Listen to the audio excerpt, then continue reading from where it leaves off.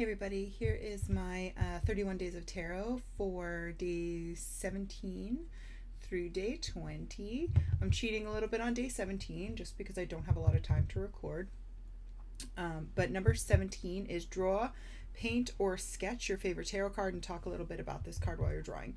So I have here a painting I did of the Death card for a collaborative art deck that I've been working on with some friends. And it's like it bends because it's watercolor, so it kind of the paper kind of rolls a little bit. It's watercolor and India ink. I wanted to depict him kind of seated and underwater, and kind of ravaged by time. Although I don't know how well that came across. Like I was kind of trying to show the seaweed like growing into him. And a lot of times the Death card is depicted with a butterfly, because butterflies are symbolic of transition and moving from one phase of life into the other, which is what the Death card's about. But I picked a jellyfish, mostly because I like jellyfish, but jellyfish are also as close as you can get to a creature that would be immortal. They kind of have very, very slow cell degeneration, and in some cases they can even regenerate their cells to a point where they kind of just live forever in a weird scientific way. But anyway, the reason I picked the jellyfish is because death is eternal, change is eternal. Those things are constants in our life. They're never going to not be there. And so that's why I did what I did. It's horribly washed out because, again, my lighting is terrible, but you all know this. But that's my artistic representation of a tarot card. Number 18. Share one of the new things I learned about tarot this year, or in 2017. One of the new things I learned was how to read Marseille style, and it has become probably my absolute favorite. So I had used the same deck forever and ever and ever, and it wasn't until I got into Facebook groups about tarot that I even learned that people bought more than one deck. I didn't even know that was a thing. And of course, because I can't do anything half-assed, I bought many tarot decks, and I love learning from all of the different ones. But yeah, so I learned how to read Marseille style. I picked up, which one did I pick up first? I think I got a Tarot Noir first, just because it's really pretty, but it's super impractical, and I have a few different ones. I've talked about them before. But I really love that style of reading. I'm learning about it still every day. I love it. So anyway, that's the one thing I learned that was new. Number 19 is share which tarot deck gives you the heebie-jeebies. So I have two.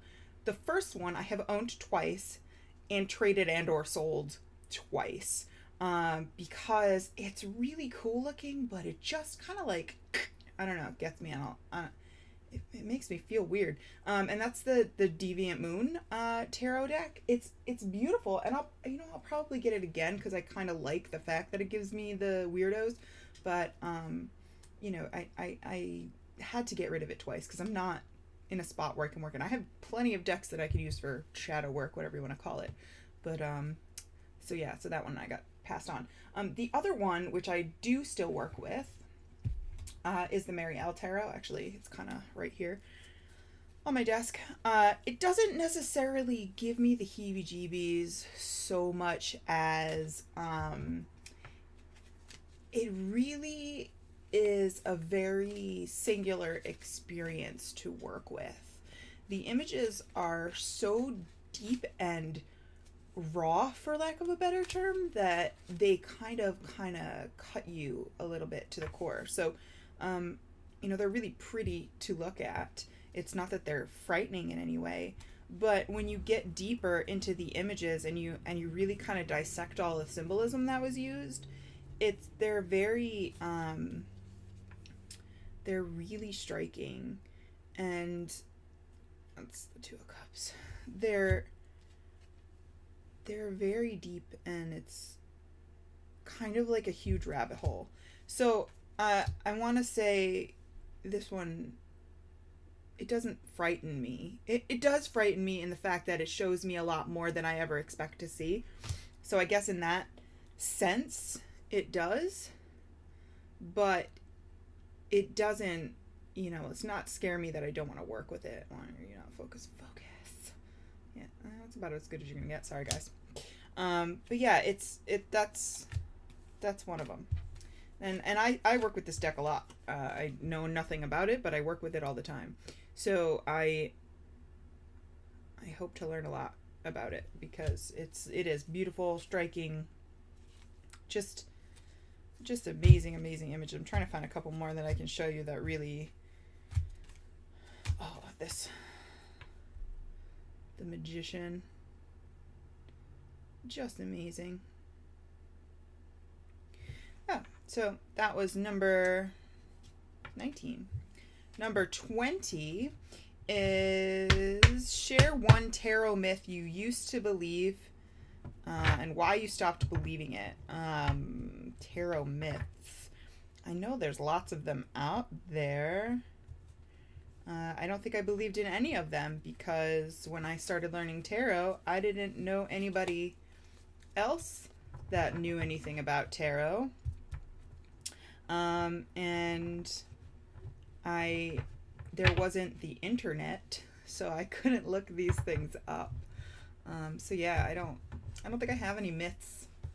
I don't have any myths that are bugging me about it. I don't know that I've ever. I mean, I've come across a ton. Like, you shouldn't buy your own decks, and you got to wrap them in this, and you have to put them in this, and you have to have this amount of psychic ability in order to learn how to read them, and it's all bullshit. So if anybody tells you any of that stuff, say, okay, thanks, and then just do what you want anyway. That's what I do. Anyway, love and light, y'all. See you later.